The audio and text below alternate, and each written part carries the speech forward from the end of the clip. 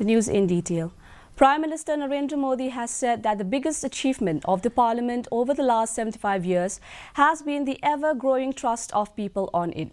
Initiating a discussion on the parliamentary journey of 75 years, starting from the Samvidhan Sabha, achievements, experiences, memories and learnings in the Lok Sabha today, Modi said that the Parliament House, which has seen all the ups and downs of Indian democracy, has been the focal point of public trust.